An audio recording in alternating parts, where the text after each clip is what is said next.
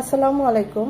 দূরের কাছে যে যেখানে বসে এই মুহূর্তে ভিডিওটা দেখছেন তাদের সবাইকে মাহফুজা কিচেন ভিডিওতে ওয়েলকাম। বেগুন ভর্তা করব। বেগুন ভর্তা পছন্দ করে না এমন পার্সন নেই বললেই চলে। বেগুনটা পুড়িয়ে ভর্তা করব এবং বাগারে দেব আজ বেগুন ভর্তাটা। অসম্ভব ভালো লাগে, একদম সহজ, সামান্য উপকরণ দিয়ে বেগুন ভর্তা করতে জানে না এমন পার্সন নেই। কিন্তু আমি তো আমার মতো করে করেছি, এভাবে একবার হলেও ট্রাই করবেন। দেখতে পাচ্ছেন কতটা লোভনীয় হয়েছে, অসম্ভব ভালো হয়েছে, সত্যি বলছি। তো আমি কিভাবে আজকে বেগুন ভর্তাটা করব সেটাই আজকে আপনাদের সাথে শেয়ার করব। চলুন কথা না বাড়িয়ে আমরা মূল ভিডিওতে চলে যাই।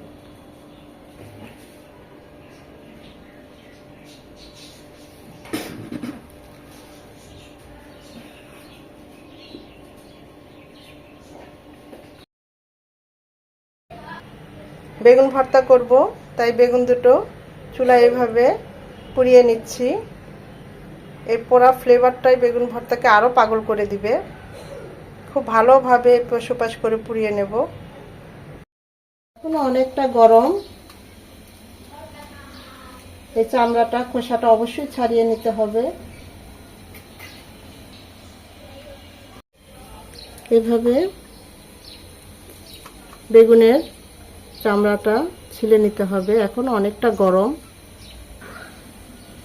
এভাবে ভালোভাবে দেখতে হবে। অনেক সময় বেগুনে পোকা থাকে ভিতরে, যেহেতু এটা আমরা পুড়িয়ে নিয়েছি তাই ভিতরটা কখন বুঝতে পারিনি।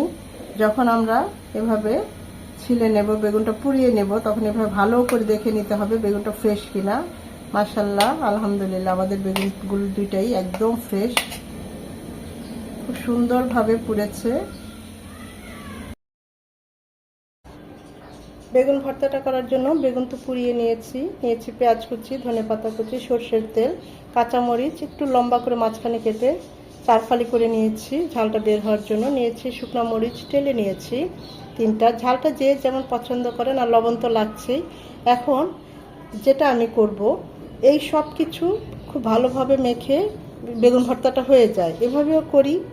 আবার পেঁয়াজটা একটু নরম করে ভেজে নিয়ে, মরিচটা একটু নরম করে ভেজে নিয়ে সেটাও পরে বেগুনের সাথে সব কিছু দিয়ে মাখিয়ে ভর্তাটা করে ফেলি। কিন্তু আজ আমি যেটা করব বাগার দিয়ে করব, তাই পেঁয়াজ এ সব কিছু আমি এখন একটু তেলে ভেজে নেব।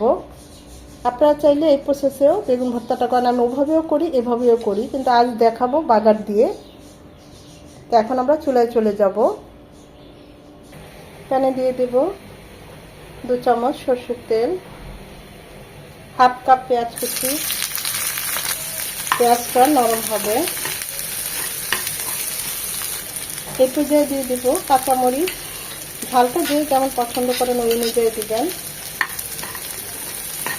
আমি তো আবার শুকনো মরিচ দেবো, তাই কাঁচামরিচটা অল্প দিলাম।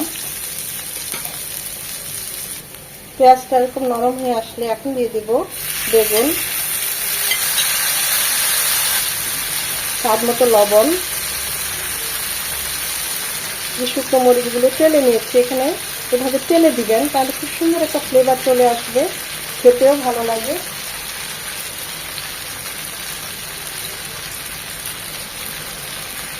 একটু মচমচে করে এভাবে তেলে নিতে হবে।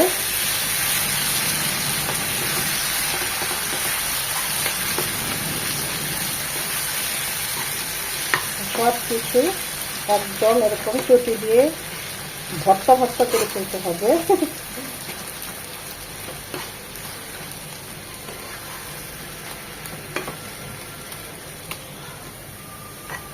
সিদ্ধ করেও বেগুনটা ভর্তা করা যায়, আবার চাকচাক করে ভেজে তাও ভর্তা করা যায়। তবে পুড়ে যে ভর্তাটা, সেটার স্মেলটা, যে পোড়া যে ফ্লেভারটা, সেটা সবচেয়ে বেশি ভালো হয়।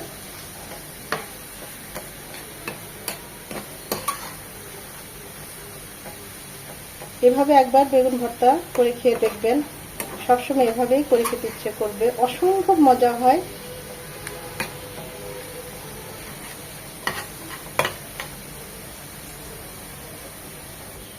পেঁয়াজগুলো একদম নরম হয়ে বেগুনের সাথে মিশে গিয়েছে, গলে গিয়েছে, যেটা বলবো অসম্ভব টেস্ট করেছি, মজা হয়েছে।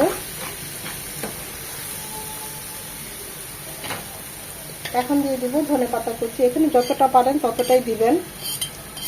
টেস্টটা এত ভালো হয়। আর অবশ্যই ধনেপাতার যে গোড়ার অংশটা সেটাও আমি কিন্তু ফেলে দেই না, এখানে কিন্তু মজা লুকিয়ে আছে, সহই দিবেন। এখন 1 মিনিট এভাবে মিশিয়ে নাড়াচাড়া করে নামিয়ে নেব। আমাদের বেগুন ভর্তাটা একদম রেডি।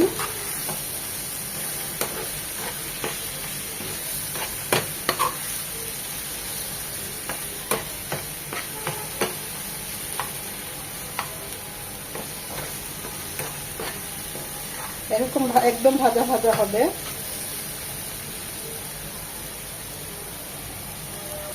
আমি এখন চুলাটা অফ করে দেব। গরম গরম ভাতের সাথে তো একদম জমে যাবে। অসম্ভব মজা হয়েছে। নিজে করেছি সেজন্য না, সত্যি বলছি, যারা এভাবে করে খেয়েছেন তারা তো জানেনই। আর যারা এখনো এভাবে ট্রাই করেন নাই, বেগুন ভর্তাটা একবার হলেও ট্রাই করবেন, খুবই ভালো হয়। সাথে ইলিশ মাছ ভেজেছি, পুঁই শাক রান্না করেছি, অনেক কিছু করেছি, রুই মাছ রান্না করেছি। আশা করি ভিডিওটা আপনাদের ভালো লাগবে। আর যদি ভালো লেগে থাকে লাইক কমেন্ট শেয়ার করে দিবেন। আমি আরেকটু ধনেপাতা দিয়ে গার্নিশ করে দিচ্ছি দেখার সৌন্দর্যের জন্য।